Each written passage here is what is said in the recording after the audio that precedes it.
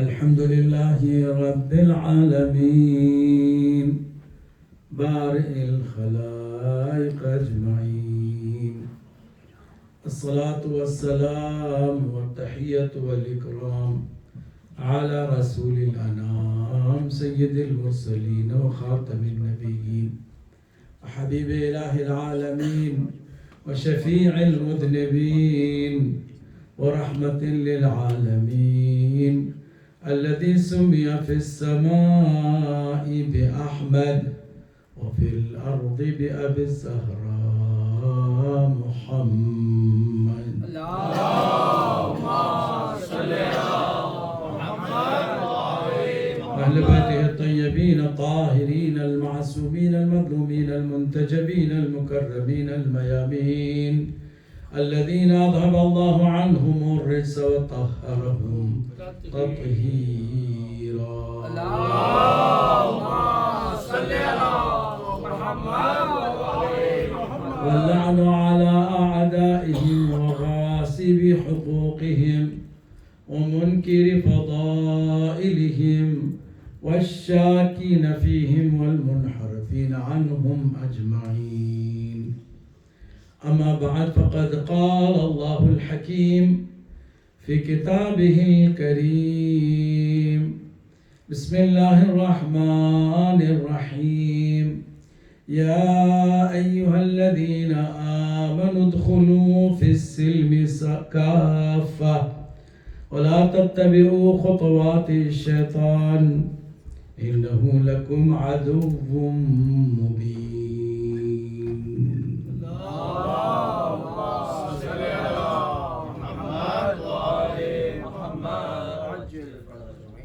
حضرت گرامی، خالق حقیقی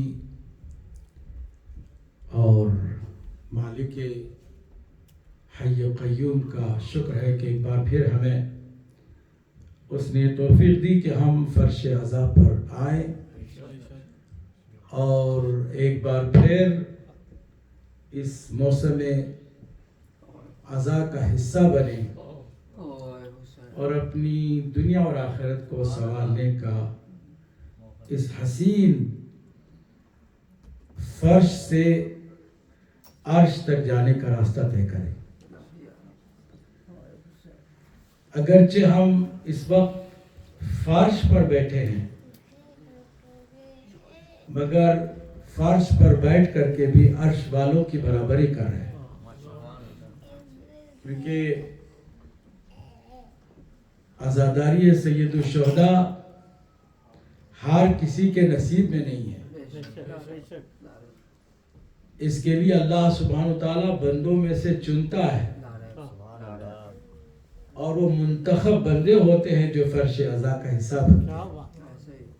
اس لیے ہمیں اللہ کا شکر ادا کرنا چاہیے کہ اس نے ہمیں اپنے دین کی معرفت بھی دی تو بہترین شاہکار خلقت مقصود خلقت کائنات سرور دو عالم حضرت محمد مصطفیٰ صلی اللہ علیہ وآلہ وسلم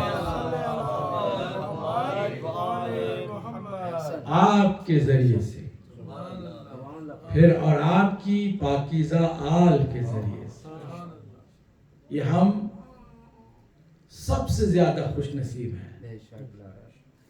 اور اس خوش نصیبی کا اندازہ ہمیں نہیں ہے. اگر ہو جائے تو ہم ہر آن ہر لمحہ اللہ کا شکر ادا کریں کہ ہمیں ایسے گھرانے میں پیدا کیا کہ جہاں اہل بیت علیہ السلام کی محبت کو گھٹیوں میں پلایا جاتا ہے. ہم ایسے گھرانے میں پیدا ہوئے ہیں کہ ہم میں سے یقیناً بہت سارے ایسے ہیں کہ جنہوں نے مجلس کے دوران دودھ پیا ہے، اپنی ماں کا دودھ پیا ہے، اور اس لمحے کا بھی برابر اثر ہوتا ہے. اسی لیے ہم سعادت اور خوش نصیبی کہ اس عظیم عروج پر جو مرحلہ ہے اس مرحلے پر پہنچے ہوئے. شکریہ اللہ کا ہر آن ہر لمحہ ادا کرنا چاہیے.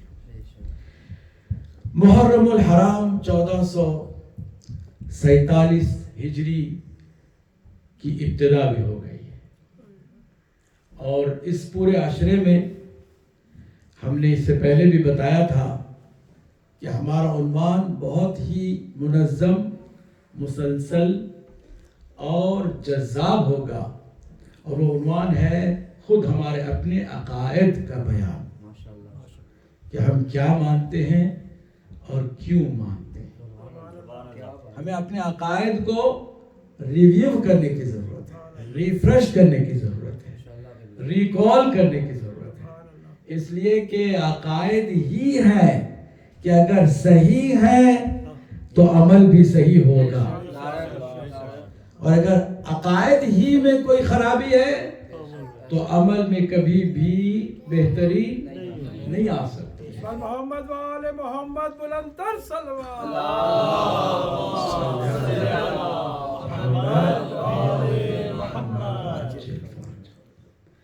عقائد ہی ہے کہ سب سے پہلے قبر میں ان عقائد کے بارے میں پوچھا جائے گا۔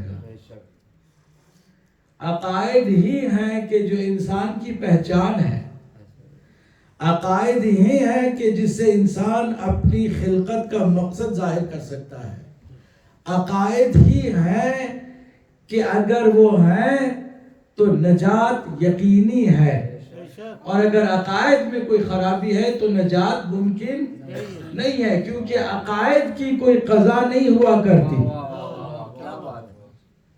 میرے ساتھ چل رہے ہیں نا؟ بسم اللہ۔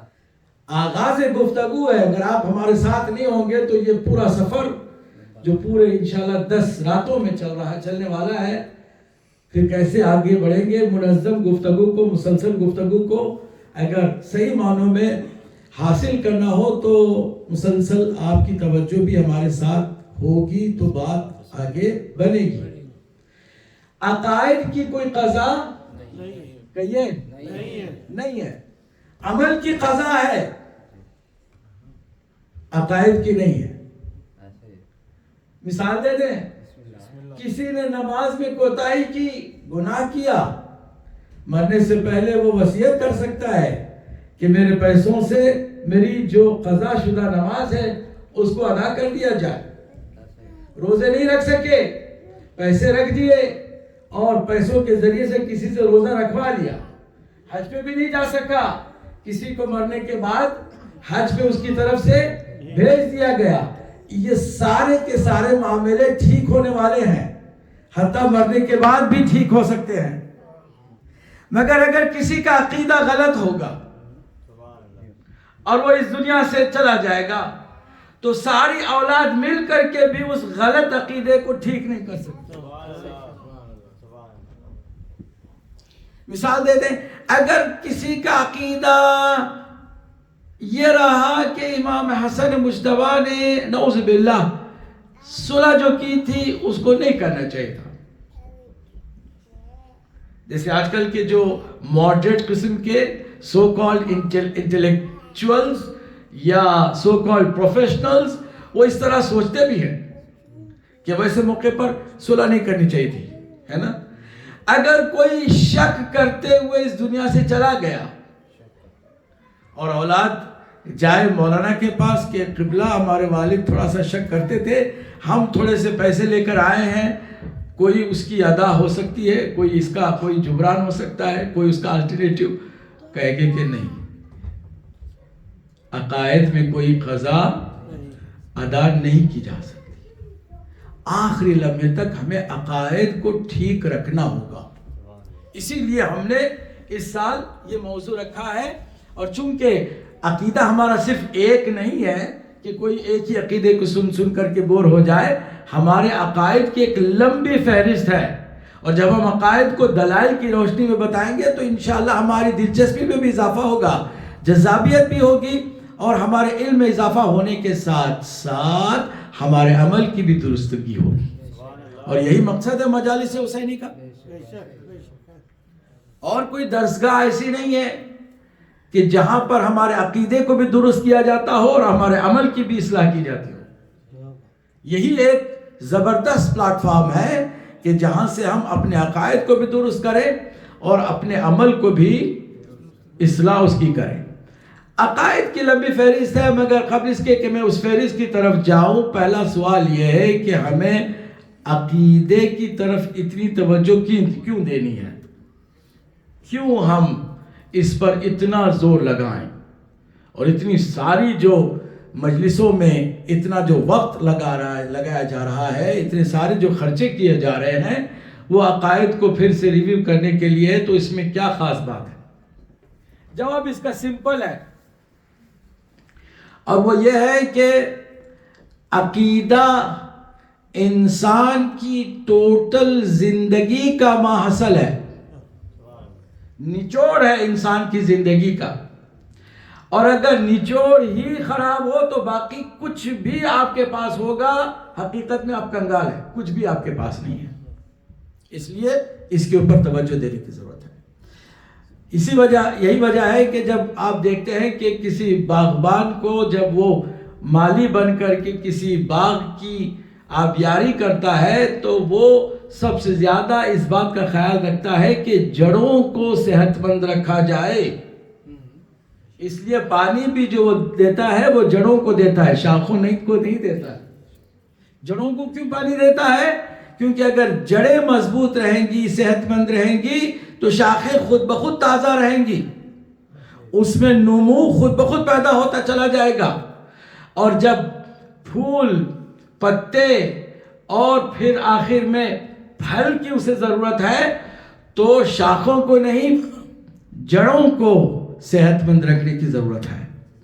تو ہمارے عقیدے حقیقت میں جڑ ہیں اور ہمارے جتنے اعمال ہیں اس کی شاخیں ہیں. اس لیے ہم جڑوں پر زور دیتے ہیں، یعنی عقیدے پر زور دیتے ہیں. عمل خود بخود انسان کرنے لگ جاتا ہے. اگر عقیدہ ہی خراب ہو تو عمل کر بھی لے گا تو اسے کوئی فائدہ ہونے والا نہیں ہے. اسی لیے ہمارے یہاں جماعت تبلیغ کی ہوتی ہے مگر نماز کے لیے، روزے کے لیے نہیں، عقیدے کے لیے ہوتی ہے. کیوں؟ اس لیے کہ پانی جڑوں کو دیا جاتا ہے، عقیدے کو درست کیا جانا چاہیے. کیونکہ عقیدے درست ہوں گے تو عمل خود بخود انسان کرنے لگ جائے گا. اگر انسان کو صحیح معنوں میں توحید سمجھ میں آ گئی تو اسے بار بار کہنے کی ضرورت نہیں ہے کہ اٹھو نماز پڑھو، کیونکہ توحید جو سمجھ جائے گا وہ بے نمازی ہو نہیں سکتا. اسی طرح جس کو عدل سمجھ میں آ گئی اللہ کی، کبھی وہ کسی پہ ظلم نہیں کرے گا. کہنے کی ضرورت نہیں ہے کہ تم ظالم مت بنو، کیونکہ وہ جانتا ہے کہ اللہ عادل ہے، وہ کسی پہ ظلم نہیں کرتا اور نہ ظالم کو کبھی معاف کرتا ہے.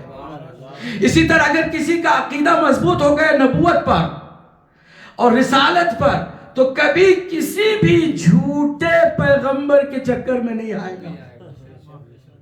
جس کا عقیدہ امامت مضبوط ہوگا وہ کبھی کسی کو بھی قابل نہیں سمجھے گا کہ اس کے پیچھے پیچھے چلے، بلکہ وہ دیکھے گا کہ جب ہم اماموں کو مانتے ہیں تو اماموں کے مقابل میں دوسروں کی حیثیت ہی کیا ہے. یہی وجہ ہے کہ عقائد پر زور دیا جاتا ہے اور عقائد کو مضبوط کیا جاتا ہے. اور پھر چونکہ عقائد کے معاملے میں شیطان سب سے زیادہ چوکنا رہتا ہے اور پوری کوشش اس کی ہوتی ہے کہ انسان کے عقیدے کو پہلے خراب کرے. کیونکہ عقیدے کو خراب کر دیتا ہے تو پھر نماز کی وہ خود ہی شاید آپ کو ترغیب بھی دلائے، کیونکہ عقیدہ جب خراب ہو گیا تو نماز پڑھتے جاؤ کوئی فائدہ نہیں ہے.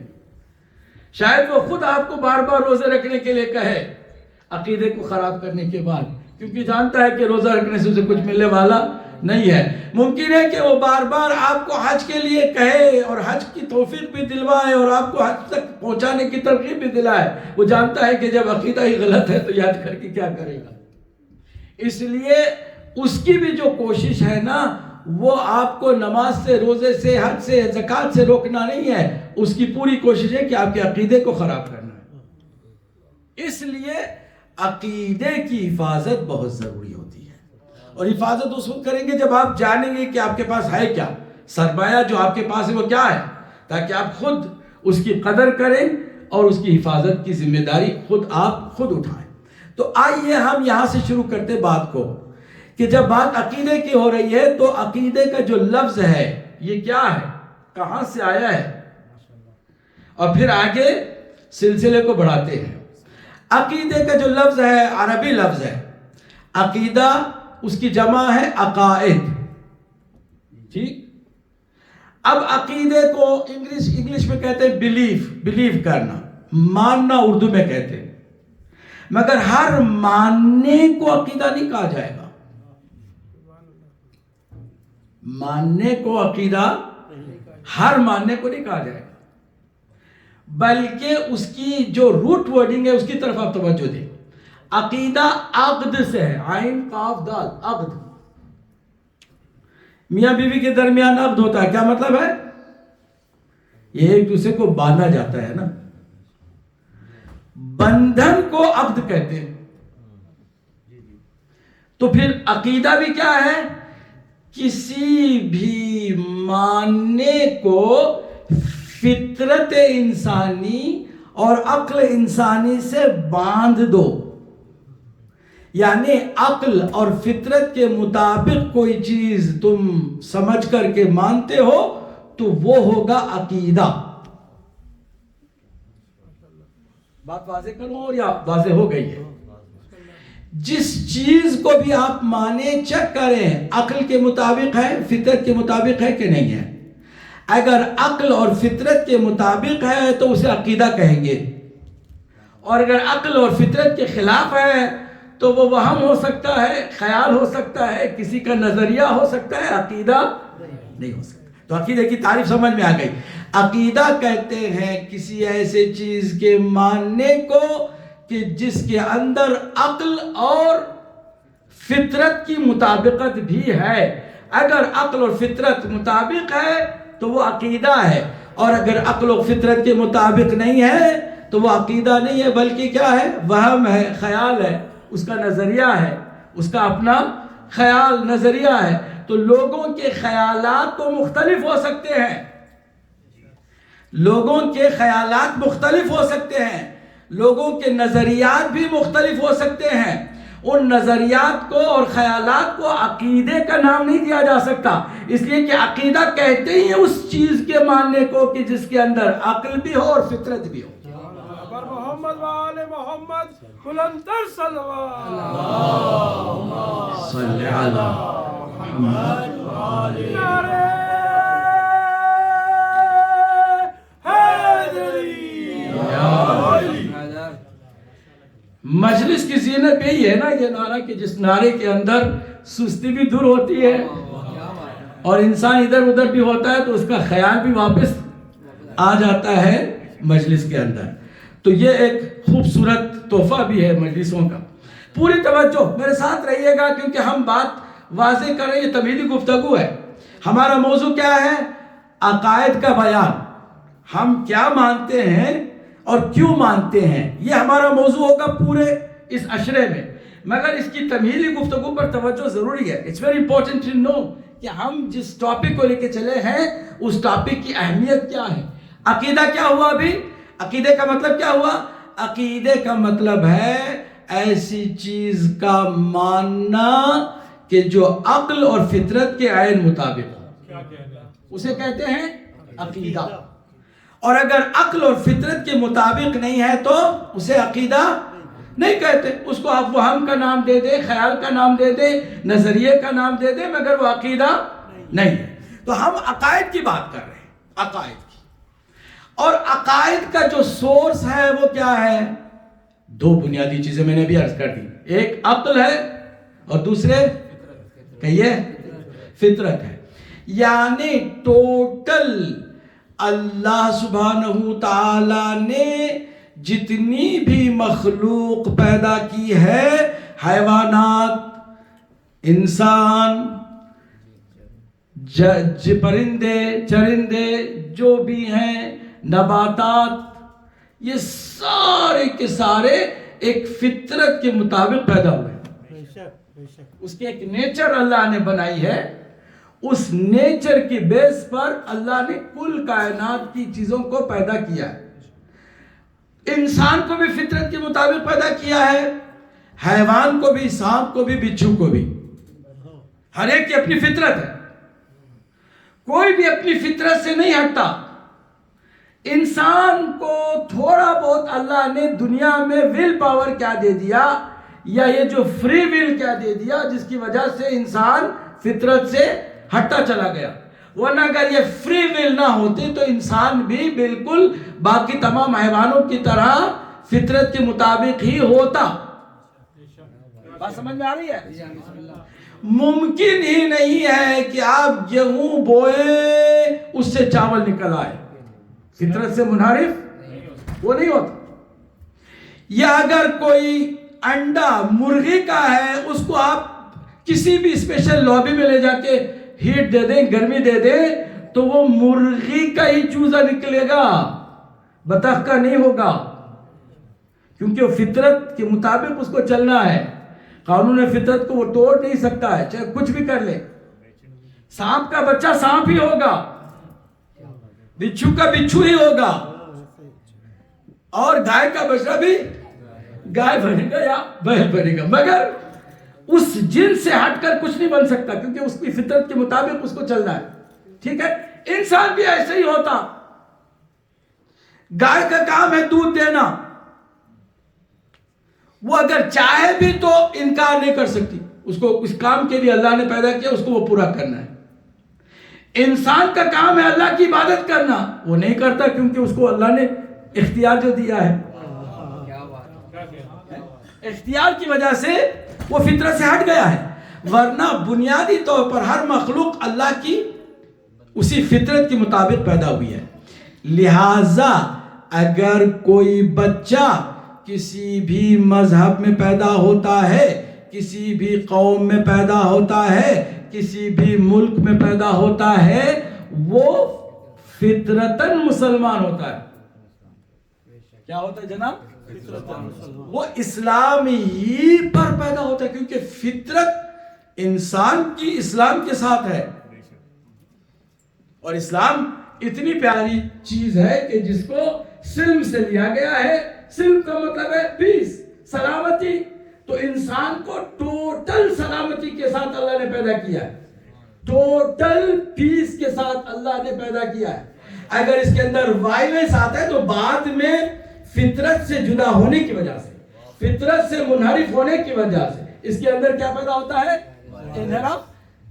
یہ جو انسان وائلنس کرتا ہے، وائلنٹ ہو جاتا ہے، وہ اس کی فطرت سے ہٹنے کی وجہ سے. ورنہ اگر وہ فطرت کے مطابق ہو تو کائنات کو وہ سنوارنے کے لیے آتا ہے، ویران کرنے اور برباد کرنے کے لیے نہیں ہوتا ہے. ٹھیک؟ تو یہاں تک بات سمجھ میں آ گئی. تو ایک فطرت ہے. دوسری چیز اللہ نے جو انسان کو اس کے اندر ہی ان بلٹ رکھی ہے، بہت بڑی نعمت، اس کا نام ہے عقل. عین قاف لام، عقل. عقل کا مطلب انسان کے اندر اللہ نے ایک انٹرنل اپنا میسنجر رکھا ہے، ایک پیغمبر اندرونی، ایک پیغمبر باہر سے اللہ نے اس کی ہدایت کے لیے بھیجا، اور ایک انسان کے اندر بھی ایک پیغمبر کو رکھا جس کا نام ہے کہیے عقل. تو یہ عقل ہے جو بار بار انسان کو غلط کام سے روکتی ہے. جب بھی وہ عقل اس کے ٹھکانے آتی ہے وہ پچھتاتا ہے، کہتا ہے میں نے یہ غلط کیا، میں نے وہ غلط کیا، مجھے یہ نہیں کرنا چاہیے، تو مجھے وہ نہیں کرنا چاہیے تھا. تو یہ جو انسان کے اندر عقل ہے اسے بار بار غلط کام سے روکتی ہے، اچھے کام کی ترغیب دلاتی ہے. اسے عقل کہتے ہیں، اس کو پیغمبر باطنی بھی کہتے ہیں.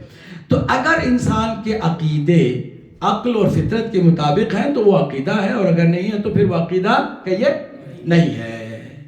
تو ہم کو ماننا بھی ہے، مگر ماننا ہے تو عقل اور فطرت کے مطابق بھی ماننا ہے.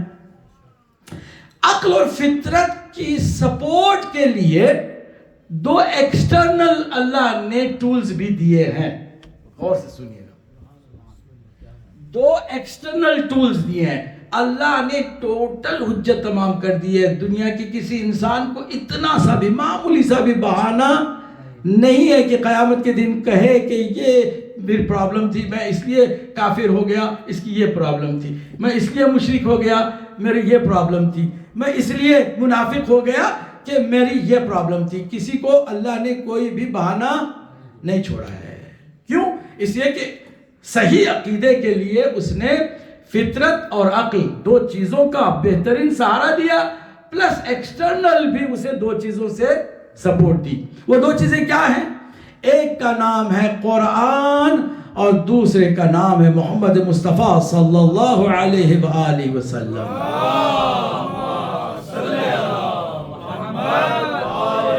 اور سرکار کے 12 جانشین جو معصوم ہیں، جن کو ہم رسول اور آل رسول کو ملا کر کے ایک نام دیتے ہیں، وہ بڑا خوبصورت نام جو اللہ کے نبی نے اور اللہ نے خود دیا ہے، وہ کیا ہے؟ اہل بیت۔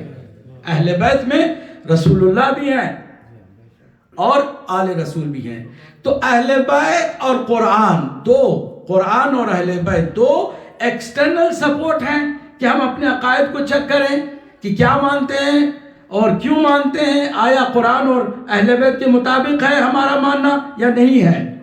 جیسے ہم چیک کرتے ہیں عقل اور فطرت کے مطابق ہے کہ نہیں ہے، تو معلوم یہ ہوا کہ 4 زبردست سورسز ہیں ہمیں صحیح عقائد کو حاصل کرنے کے لیے۔ ایک فطرت انسانی، 2 عقل انسانی جو کہ انسان کے اندر ہیں ان بلٹ، فطرت اور عقل، اور 2 ایکسٹرنل ہیں، ایک قرآن اور دوسرے اہل بیت۔ تو اب ہمیں ہر عقیدے کو انہی 4 ترازوں میں تول کے دیکھنا ہوگا کہ آیا عقل، فطرت، قرآن اور اہل بیت کے مطابق ہے یا نہیں ہے۔ اگر مطابق ہے تو وہ عقیدہ ہے، اور اگر مطابق نہیں ہے تو عقیدہ کہیے نہیں ہے۔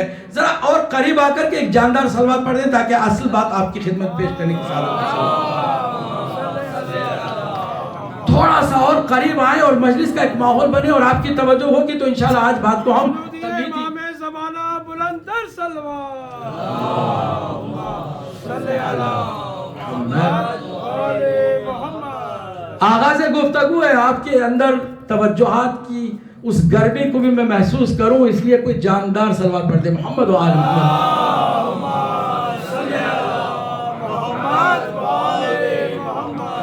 اب ہم ایک شیعہ اثنا عشری کے طور پر، کبھی یہ بھی ہوتا ہے کہ بعض لوگ کہتے ہیں کہ آپ اپنے آپ کو الگ شیعہ اثنا عشری کہہ کے مسلمانوں سے جدا کیوں کرتے ہیں؟ ہم کہاں جدا کر رہے ہیں؟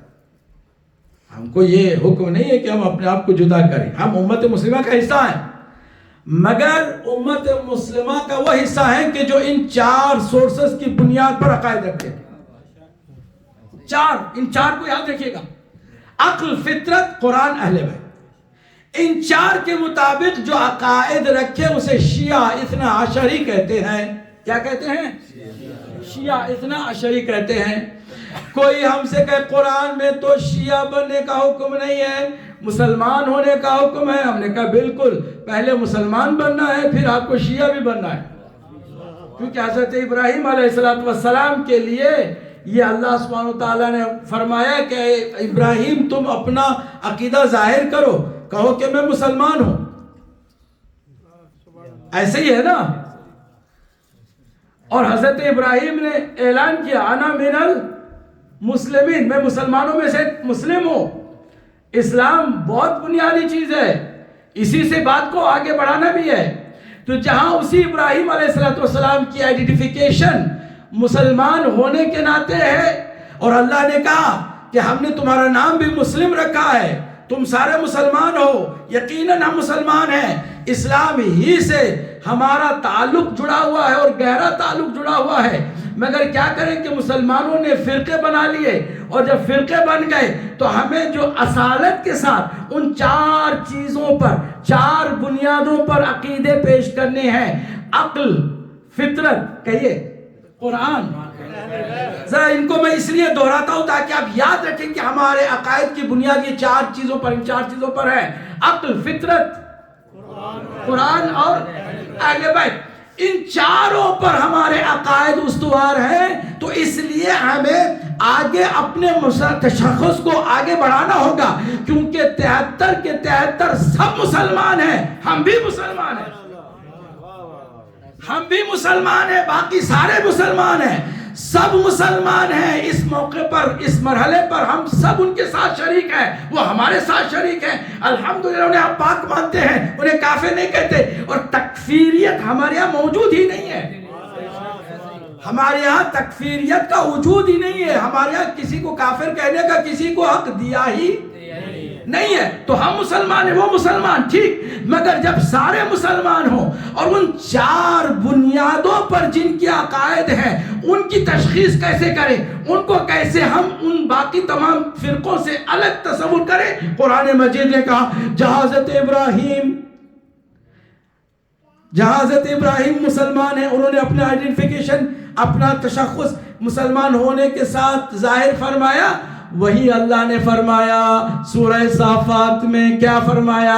اللہ نے فرمایا اے ابراہیم آپ کی ہم جو حقیقی تشخیص ہے، وہ بھی آپ کی الگ آئیڈینٹیفیکیشن ہے، شناخت ہے، وہ بھی بیان کر دیتے ہیں۔ وہ کیا ہے؟ وَإِنَّ مِن شِيعَتِهِ لَإِبْرَاهِيمَ، کہ بے شک ابراہیم شیعوں میں سے ایک، کہیے، شیعہ تھے۔ یہ من شیعتے ہی، بے شک شیعوں میں سے ایک شیعہ، کس کے شیعہ؟ اب وہ ضمیر کس کی طرف جا رہی ہے؟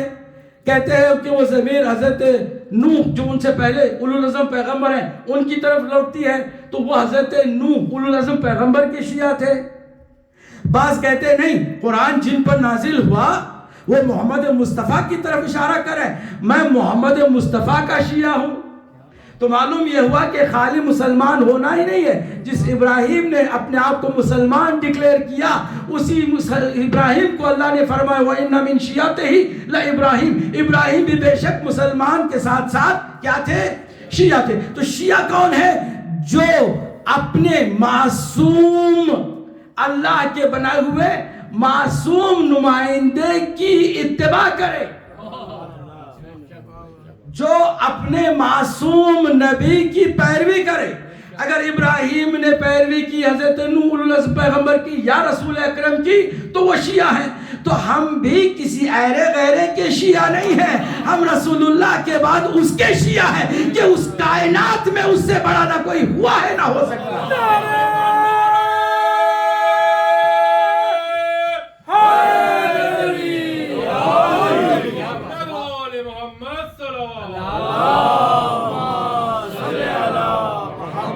آج ہمارے مسلمان بھائیوں کو اللہ سبحانہ وتعالیٰ نے اس منزل تک پہنچا دیا ہے کہ اب تم شیعہ سنی کہہ کے حقیقت سے دور نہیں جا سکتے ہو۔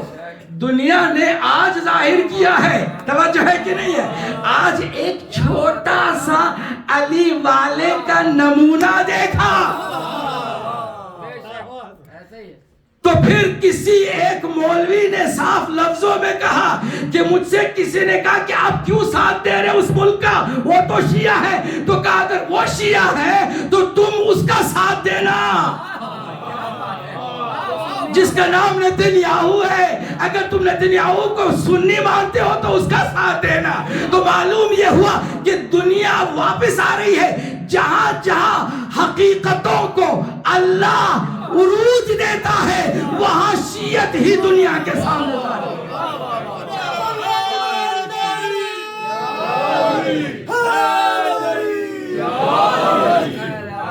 لہذا کوئی لفظ شیعہ سے نہ گھبرائے، نہ پریشان ہو، نہ کوئی الرجی اس کے اندر پیدا ہو، نہ اس کے اندر کوئی سینسیٹیویٹی پیدا ہو۔ اب دنیا نے ظاہر کر دیا ہے کہ بابا اب ایسا شیعہ سنی کرنے سے کچھ فائدہ نہیں ہے، تمہیں بھی اگر حق کی طرف آنا ہوگا تو ان کے ساتھ کھڑے ہونا ہوگا کہ جن کا امام علی ہے۔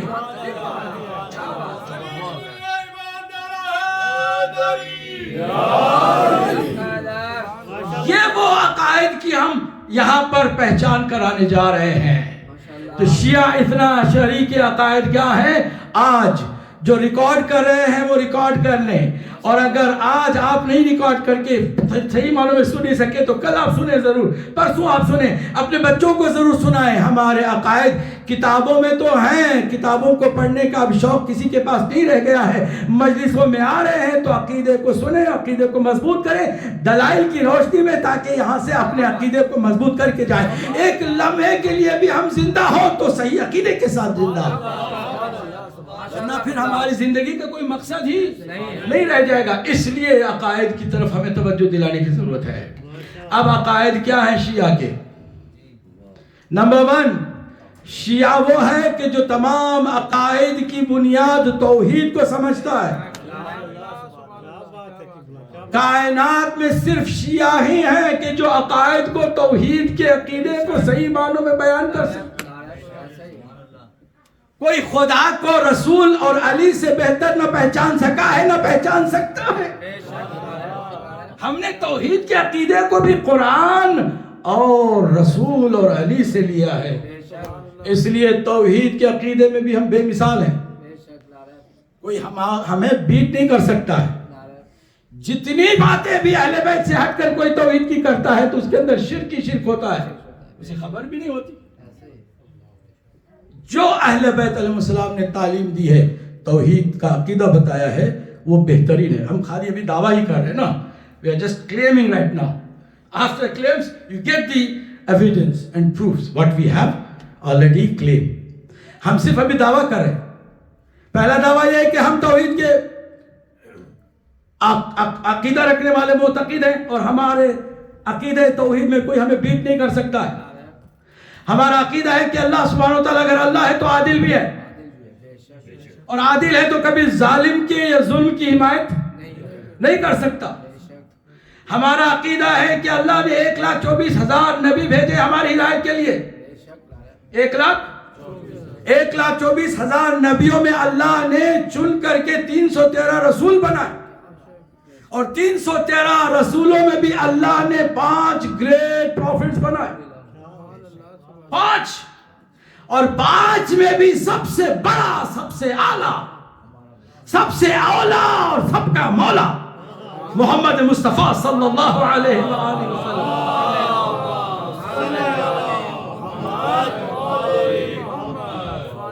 ہم مانتے ہیں کہ کائنات میں اللہ کے بعد نبی سے بڑا کوئی نہیں ہے۔ ہمارا عقیدہ نبوت کے بعد ہم مانتے ہیں کہ اللہ نے اپنے نبی کی تمام صفات کا کسی کو وارث بنایا ہے،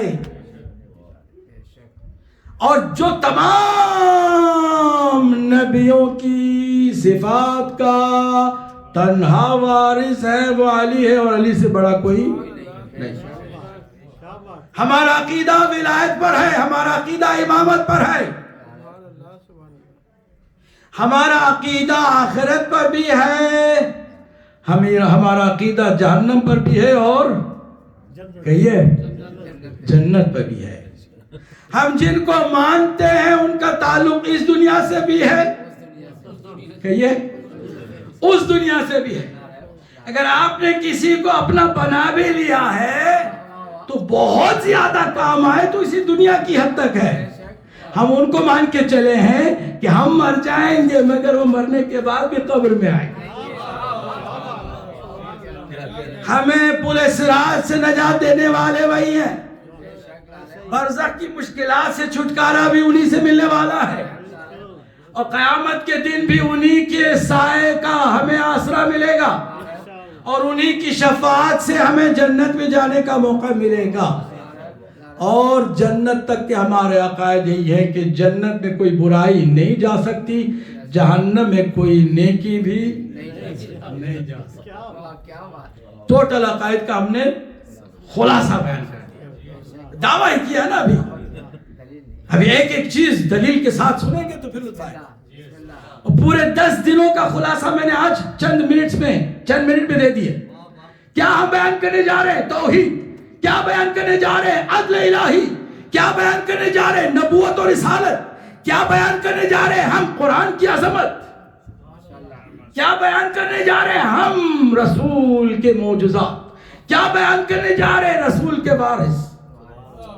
اور ایک نہیں پورے 12 وارث ہیں، اور جو ہیں تو زندگیوں میں کامیابیاں ہیں. جب بھی ٹیسٹ کرنا ہو نا ٹیسٹ کر سکتے ہو. اور یہ لٹل بٹ چھوٹا سا معمولی سا ٹیسٹ ہوا ہے، لوگوں کے ایمان ڈگمگانے لگے تھے. اب کیا ہوگا؟ وہ تو کہہ رہے سب کچھ بدل دیں گے، بعد میں خود ہی بدل گئے، ان کی باتیں بدل گئیں، ان کا اسٹیٹمنٹ بھی بدل گیا. معلوم یہ ہوا کہ یہ بدلوانے کے لیے آئے ہیں، بدلنے کے لیے نہیں آئے. صلوات پڑھ دے محمد وآلہ. اور یہ غلام ہیں، ادنا غلام ہیں، یہ معمولی ہیں، ان کی وہ حیثیت نہیں ہے. یہ تو قمبر کی بھی برابری کرنے کو تیار نہیں ہے. یہ تو کہہ رہے ہم قمبر کے بھی غلام ہیں. جو غلام اندر غلام اندر غلام ہو ان کا یہ حال ہے. پھر جو امام ابن امام ہو تو پھر ان کا کیا؟ اس لیے عقائد کو آئیے یہاں سے سنیے، عقائد کی اصلاح کیجیے، اصلاح کیجیے. ہر کسی کو بننے سے پہلے اللہ توفیق دے کہ اندھی تقلید میں نہ رہے، آنکھ بند کر کے کسی کو فالو نہ کرے. ہمارے یہاں عقائد میں ایک اس کی جو خصوصیت ہے وہ یہ ہے کہ عقائد میں تقلید جائز کہیے ہے یا نہیں ہے؟ خاموش ہو گئے بھئی، ہے یا نہیں ہے؟ بتائیے ہے یا نہیں ہے؟ کہیے نا بھئی نہیں ہے. ڈرتے کیوں ہیں؟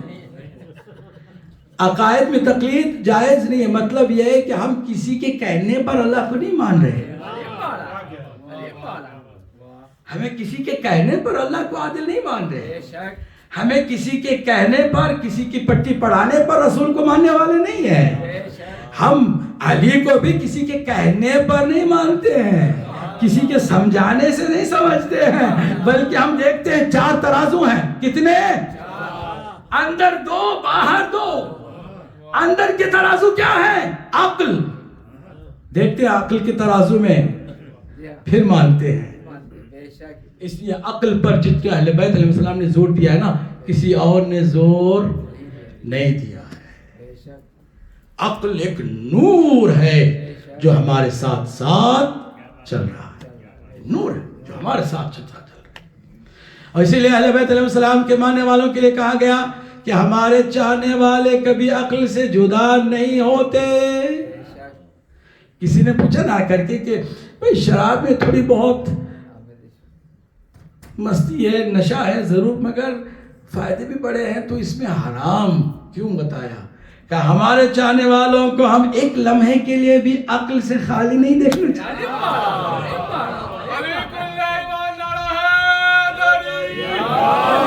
ہم ایک لمحے کے لیے بھی اپنے چاہنے والے کو عقل سے جدا نہیں دیکھنا چاہتے. اس لیے حرام ہے نشہ کرنا، اس لیے حرام ہے شراب پینا، اس لیے ہر طرح کی نشیلی چیزوں پر اللہ نے پابندی لگائی ہے کہ اس سے تمہاری عقل ضائع ہوتی ہے، چاہے ایک لمحے کے لیے ہی صحیح. اللہ کو گوارا نہیں، کیونکہ اللہ نے تمہارے لیے جو نعمت عظمیٰ جو رکھی ہے اندر، وہ ہے تمہاری عقل.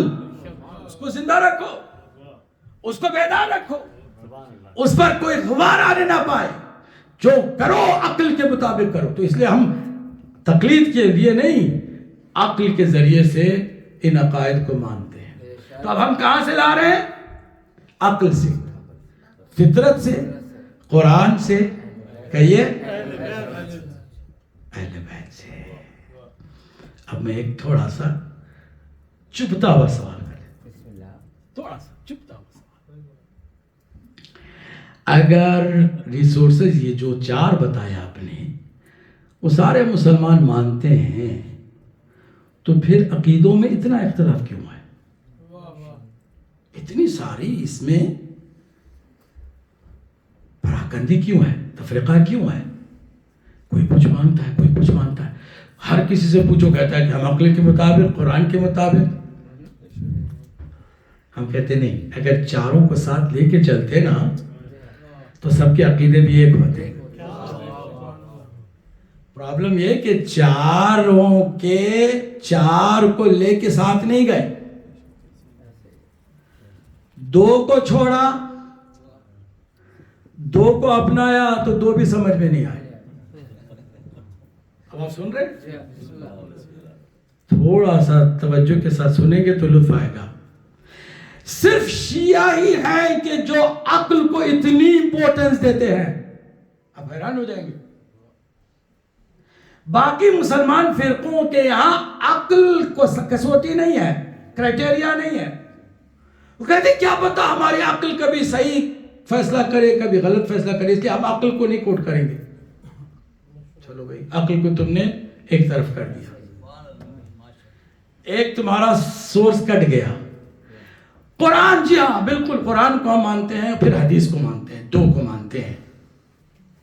دو کو نہیں مانتے، فطرت کو بھی مانتے ہیں، مگر فطرت سمجھ میں اس وقت آئے گی جب آپ عقل کو ساتھ لے کے چلیں گے. عقل کے ساتھ نہیں ہوگے تو فطرت بھی سمجھ میں نہیں آئے گی. تو دو کو مانتے ہیں، دو کو نہیں مانتے. تو پرابلم پھر ان کے ساتھ رہتی ہے. سوال صرف چپتا ہوا یہی ہے کہ اختلاف کی وجہ کیا ہے؟ جواب، اختلاف کی وجہ یہ ہے کہ انہوں نے چاروں کے چاروں سورسز کو چھوڑ کے صرف دو پر اکتفا کیا، اور چونکہ دو پر اکتفا کیا ان کی سمجھ میں بات نہیں آئی. قرآن کو تو لے کے چلے، مگر قرآن کو سمجھنے کے لیے بھی عقل چاہیے کہ نہیں چاہیے؟ نہیں سمجھا؟ عقل اگر قرآن کو آپ اپنا رہے اور عقل کو ساتھ نہیں رکھ رہے ہیں تو قرآن سے آپ کو ہدایت ملنے کی جگہ پہ گمراہی ملے گی. میں مثالیں دے دوں، مثال دے رہا ہوں. مسلمان قائل ہو گئے کہ اللہ کا بھی جسم ہے. ہو گئے کہ نہیں ہو گئے؟ ایسے قائل ہو گئے کہ سب سے اتھنٹک کتاب میں یہ بات آ گئی کہ اللہ جو ہے قیامت کے دن ظاہر ہوں گے، اور جب جہنم کا پیٹ نہیں بھرے گا اور جہنم کہے گی حل من مزید، حل من مزید، حل من مزید، تو اللہ اس کے پیٹ کو بھرنے کے لیے اپنا پیر جہنم میں ڈال دے گا. پھر جہنم کہے گی ہمارا پیٹ بھر گیا. یعنی جو جہنم اللہ کی بنائی ہوئی ہے، جب تک کہ اللہ کا پیر اس میں نہ چلا جائے اس کی بھوک نہیں مٹنے والی. یہ عقیدہ کہاں سے نکالا انہوں نے؟ کتاب قرآن میں ہے. کیا ہے قرآن میں؟ کہ تم سب اللہ کا چہرہ دیکھو گے. تو جب چہرہ ہے تو اس کا کاندھا بھی ہے، اس کا جسم بھی ہے، اس کا پیر بھی ہے. پھر عقل سے کام لینا بھی نہیں ہے. میں نے عرض کیا نا کہ اگر وہ چاروں کے چاروں سور ساتھ ساتھ رکھتے ہیں تو کبھی یہ عقیدہ نہ پیدا تھا. حالانکہ قرآن کی بات کر رہے ہیں. انہوں نے کہا کہ اللہ کے جسم کو ماننے کے لیے قرآن کی کوئی آیت ہے؟ کہا قرآن میں آیت ہے. کیا آیت ہے؟ ید اللہ فوق ایدیہم، اللہ کا ہاتھ باقی سارے ہاتھوں پر بھاری ہے. یعنی اس کا بہت بڑا ہاتھ ہے. اچھا جی، تو پھر ہاتھ ہے تو پھر اس کا بازو بھی ہوگا، بازو ہے تو پھر جسم بھی ہوگا. تو جسم ہے کہہ دیا. اور اللہ کرسی پر بیٹھا ہوا ہے، وہ بھی کہا ہے؟ قرآن میں ہے جناب، قرآن میں ہی ہے. اب وہ کہاں پر ہے؟ کہتے ہیں الرحمن علی العرش استوى، عرش پر بیٹھا ہوا ہے. چلو بھائی،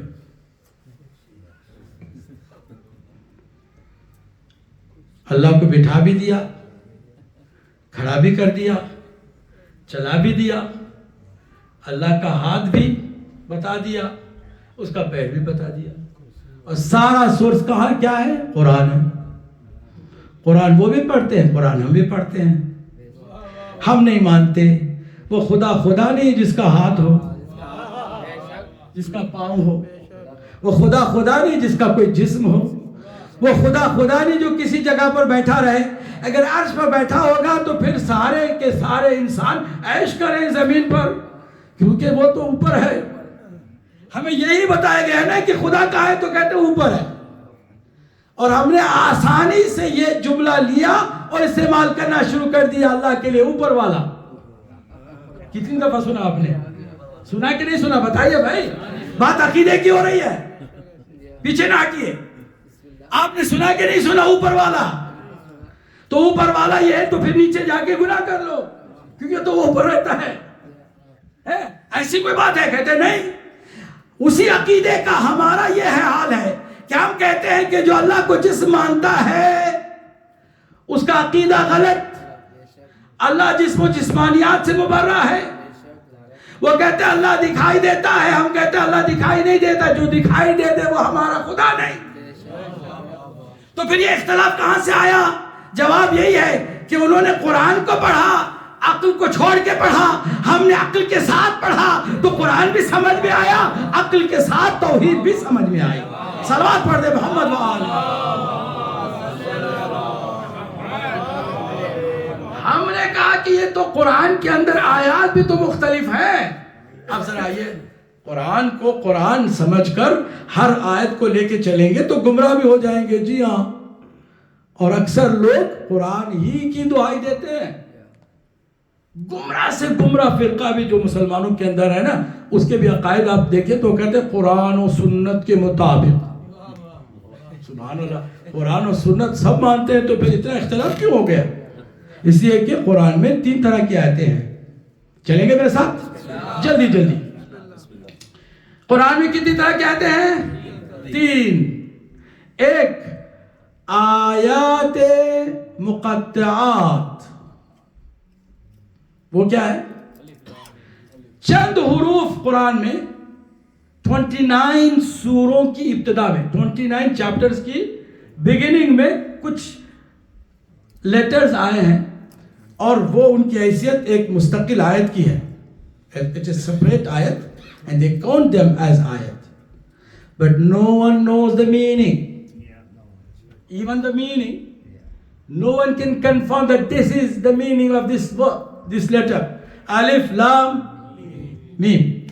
Alif Lam Ra. Alif Lam Mim Ra. Sad, just one letter, Sad, and the ayah starts. Ya Noon wal qalami wa ma yasturun. Ya Sin. دو پھر والقرآن یا پھر طاہا کہیے نا. یہ سارے کے سارے حروف ہیں جن کو حروف مقطعات کہتے ہیں and they are the part of the Holy Quran. اور وہ بھی قرآن کے 29 سوروں کی ابتدا میں آئے ہیں. اب آئے ہیں تو بتاؤ تم اس سے کیا ہدایت لے سکتے ہو؟ عقیدہ لے سکتے ہو اس سے؟ سمجھ میں نہیں آیا تو عقیدہ کیا بنے گا؟ چلو عمل کا کوئی حکم لے سکتے ہو، کوئی مسئلہ شرعی مسئلہ اسے سمجھ سکتے ہو، کہتے ہو بات سمجھ میں نہیں آیا، ترجمہ ہی نہیں ہوا تو ابھی اس کا کیا سمجھیں گے؟ تو معلوم یہ ہوا کہ اللہ نے ان حروف کو رکھ کر کے ایک بات تو ثابت کر دی کہ مسلمانوں تم میں سے کسی کو جرأت نہیں ہونی چاہیے کہ یہ کہے کہ ہمیں قرآن کافی ہے. بات کچھ لوگوں نے کیچ کر لی، کچھ لوگوں نے اس کو اسی طرح سنا جیسے ہوا نکل گئی. توجہ کریں بھائی، یہ حروف بتا رہے ہیں کہ no one can claim that Quran is enough for us. Quran is sufficient for us. No one can say this. Why? Because اگر sufficient ہے تو اس کا ترجمہ کر کے بتاؤ، اس کا معنی کر کے بتاؤ. جب تمہاری سمجھ سے باہر ہے تو معلوم یہ ہوا کہ قرآن ہے مگر تمہاری ہدایت نہیں ہو رہی. تو پھر کسی کی ضرورت ہے جو تم کو یہ حروف کے معنی بھی بتائے، مگر سرکار نے بھی نہیں بتایا، پوچھنے پر بھی نہیں بتایا. پوچھنے پر بھی نہیں بتایا. کوڈ ورڈ رکھے، it is between Allah and the Prophet, between Allah and the Imam. درمیان میں کسی کو نہیں. جب تک وہ آخری نہیں آ جاتا تب تک کہ اس کے معنی بھی پردے میں. تو معلوم یہ ہوا کہ قرآن اور اہل بیت کی اتنی مشابہت ہے، اتنی مشابہت ہے کہ اگر اہل بیت کی کوئی ایک فرد غائب ہے تو قرآن کے کچھ حروف بھی غائب ہیں. غیبت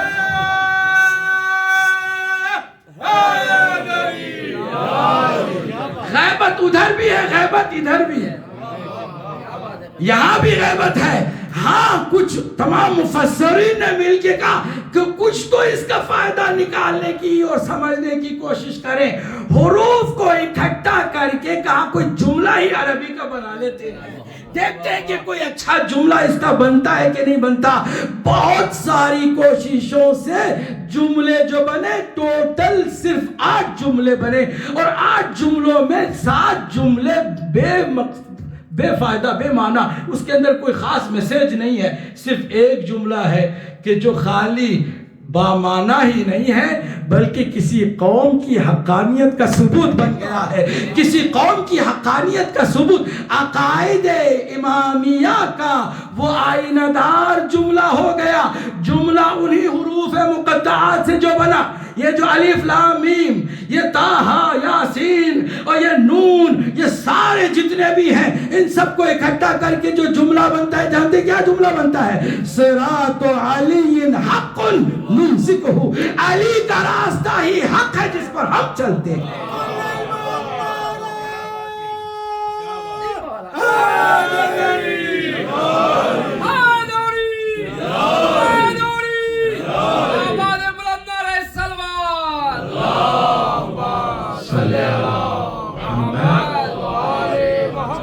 اب یہ جو حروف مقطعات ہیں اس کو فی الحال بریک دیتے ہیں, اور 2 جو اور آیات کی قسمیں ہیں کل پہ چھوڑتے ہیں. توجہ آپ کی رہے گی انشاءاللہ. تو ایک کا نام ہے متشابہات اور ایک کا نام ہے محکمات. آیات ہے قرآن مجید کی, اس پر ہم گفتگو انشاءاللہ کل پہ چھوڑتے ہیں. پہلی جو رات ہے محرم کی آنے ہی والی ہے, اور یہ مجلس ہے جس میں اللہ نے آپ کو توفیق دی ہے. آپ فرش عزا پہ آ گئے, آپ اپنی قدر کریں. 8ویں امام فرماتے ہیں ریان ابن شبیب سے خطاب کر کے, آپ کا ایک شاگرد ہے, غلام ہے, صحابی ہے, ساتھی ہے. ریان ابن شبیب کہتے ہیں ابن شبیب, جب چاند محرم کا دیکھو تو فرش عزا بچھا.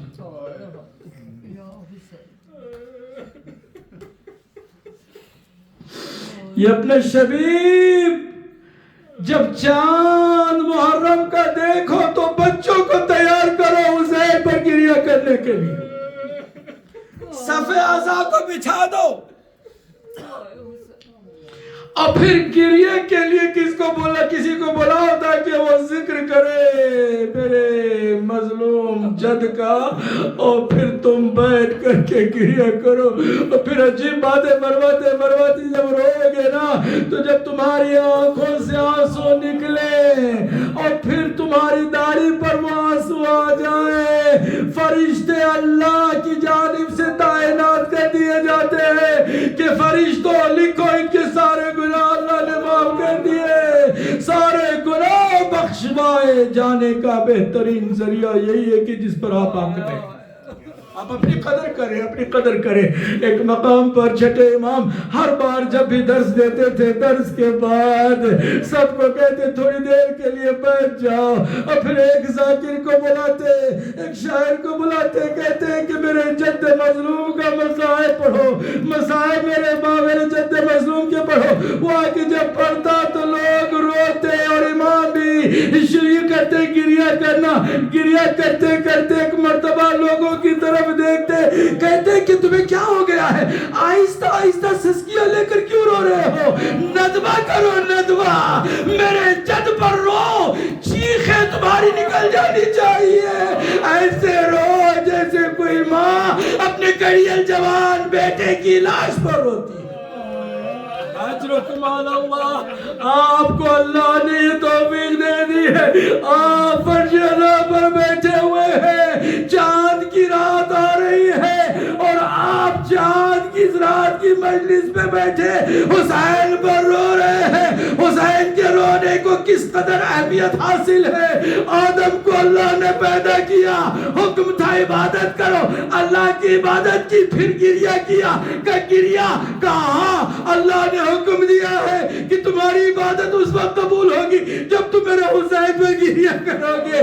نوح نے گریہ کیا, ابراہیم نے گریہ کیا, ہر نبی نے گریہ کیا, یہاں تک کہ سرکار دو عالم نے بھی گریہ کیا.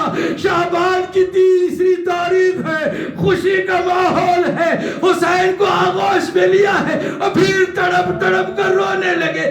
جناب عائشہ نے روایت کی اتنا روئے کہ سرکار بے ہوش ہو گئے, روتے روتے بے ہوش ہو گئے. ابھی صرف خبر سنی ہے نا, دیکھا نہیں ہے وہ منظر, جو منظر زینب نے دیکھا, وہ منظر جو زینب نے دیکھا, سرکار دو عالم نے نہیں دیکھا. صرف سنی ہے خبر کہ حسین کو شہید کر دیا جائے گا, بے آب شہید کر دیا جائے گا, خشک گلے کو کند خنجر سے کاٹ دیا جائے گا.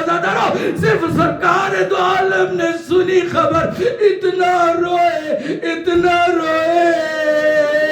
کہ بے ہوش ہو گئے. عزادار مولا کائنات بھی بار بار روتے رہے. جنگ صفین کے مقام پر فرات کی طرف دکھا کر کے اپنے ساتھیوں سے کہا, جان تو یہ کون سا دریا ہے؟ یہ وہ دریا ہے کہ جس کے پانی سے دشمن کے سارے جانور بھی سیراب ہوں گے, مگر میرا حسین اور حسین کے چھوٹے چھوٹے بچے اس پانی سے محروم کر دیے جائیں گے. عزاداروں, میرے مولا حسین پر ہر نبی نے گریہ کیا ہے, ہر امام نے گریہ کیا ہے. کربلا کے بعد تو سید سجاد کو کسی نے ہنستے ہوئے نہیں دیکھا, گریہ کرتے جاتے تھے ہر امام. اور حکم ہے چاہنے والوں کو کہ وہ گریہ کرے حسین پر. کیوں گریہ کرے حسین پر؟ یہ کوئی بزدلی کی علامت نہیں ہے. تمہارے اندر ہمت چاہیے, جرأت چاہیے تو حسین پر رونا سیکھو. اگر تمہیں استقامت چاہیے تو حسین پر رونا سیکھو, اور اگر حسین پہ رو گے تو تمہاری زندگی میں اضافہ ہوگا, اور پھر تمہارے رونے سے ہی تمہیں نجات ملنے والی ہے. عزادار, 2 جملے سنا کر کے زحمت تمام کروں. ایک وہ بھی منظر ہے کہ جہاں ہر ایک نے گریہ کیا, مگر حسین نے کیا فرمایا؟ حسین نے فرمایا, سید سجاد میرے چاہنے والوں سے جب ملنا, میرے شیعوں سے ملاقات کرنا, تو سب سے پہلے میرا سلام کہہ دینا. سلام کے بعد کہنا, جب بھی ان پر کوئی مصیبت آئے تو اپنی مصیبت پر نہ رونا بلکہ مجھ پر رونا. کہنا, ابکو علیہ ابکو علیہ, مجھ پر گریہ کرو. کیوں؟ انا قتیل الابرار, میں وہ کچھتا ہے عشق ہوں کہ ظالموں نے مجھے رولا رولا کے شہید. ماتم حسین.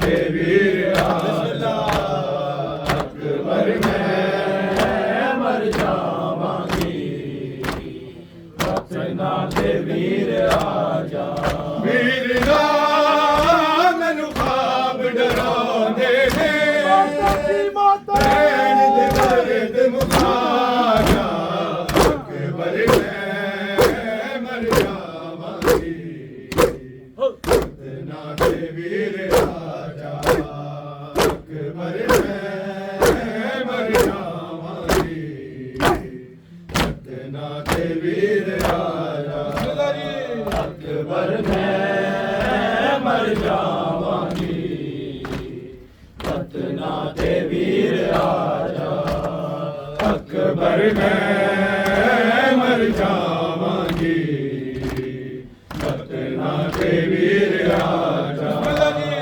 अकबर मैं मर जावांगी सतना दे वीर आजा ओह रसे ओह गुए ओह मिटिया अकबर ओह टांगा ओह आसा ओह चुटिया अकबर देख ले सिमरन बेआसा दे साडा दर्द किसाना अकबर मैं मर जावांगी सतना दे वीर आजा अकबर मैं मर जावांगी सतना दे वीर आजा अकबर मैं मर जावांगी सतना दे वीर आजा अकबर मैं मर जावांगी सतना दे वीर आजा अकबर मैं मर जावांगी सतना दे वीर आजा कोई होंदा मेरा अपना मेरे अथरू वंडदा आके सिर ते मेरे कोई अजीज़ाया करदा आख तो मेरे बाप रुमांदा दे कहंदा तख्त ते आजा अकबर मैं मर जावांगी सतना दे वीर आजा अकबर मैं मर जावांगी सतना दे वीर आजा अकबर मैं मर जावांगी सतना दे वीर आजा अकबर मैं मर जावांगी सतना दे वीर आजा अकबर मैं मर जावांगी सतना दे वीर आजा मेरे दादे कोलो जी ने भी ज़ैनब पुछया भीड़ बाज़ार दा मैनू बाबा मतलब दस जा इस तरह मैनू खैर निशाना दा मतलब तू समझा जा अकबर मैं मर जावांगी सतना दे वीर आजा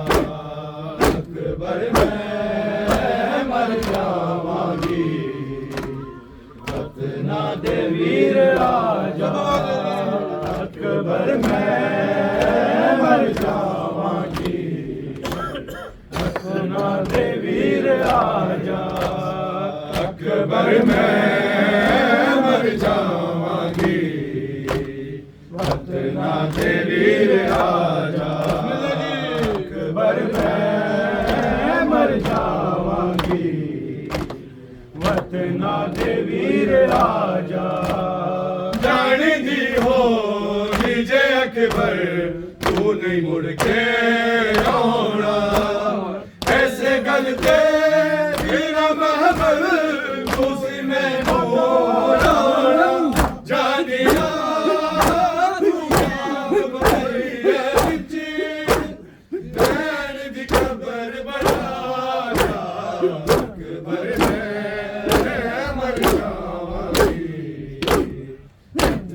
दे वीर राजा अकबर मैं मर जावांगी वतना दे वीर राजा अकबर मैं मर जावांगी वतना दे वीर राजा अकबर मैं मर जावांगी वतना दे वीर राजा अकबर मैं मर जावांगी वतना दे वीर राजा कोई होंदा मेरा अपना मेरे अथरू वंडदा आके सिर ते मेरे कोई नदी साया करदा आख दो मैनू आप जांदा दे कहंदा तख्त ते आया अकबर मैं मर जावांगी वतना दे वीर राजा अकबर मैं मर जावांगी वतना दे वीर राजा अकबर मैं मर जावांगी वतना दे वीर राजा अकबर मैं मर जावांगी वतना दे वीर राजा अकबर मैं मर जावांगी वतना दे वीर राजा मेरे दादे कोलो जी ने भूखी ज़ैनब पुछया भीड़ बाज़ार आंदा मैनू बाबा मतलब दस जा इस दौरान मैनू मेरे निशाना दा मतलब तू समझा या हुसैन या हुसैन या हुसैन या हुसैन या हुसैन या हुसैन या हुसैन या हुसैन या हुसैन या हुसैन या हुसैन या हुसैन या हुसैन या हुसैन वाले मोहम्मद सल्लल्लाहु